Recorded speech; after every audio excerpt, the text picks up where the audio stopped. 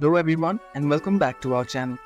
In today's video, I'm gonna show you how to sign up or create a new account on Amazon. So without any further ado, let's get into it. At first, open your preferred web browser and go to Amazon's website. Once you're in the website, you'll see your option Create an account. Click on it. Now, in this page, you'll have to enter your first name and last name, your mobile number or your email, and you'll have to create a password. Let me do this real quick.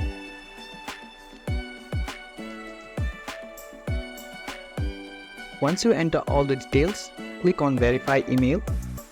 Now, you'll receive a OTP from Amazon. Simply enter the OTP.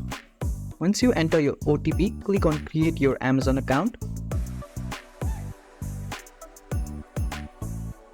And as you can see, we have successfully created Amazon account.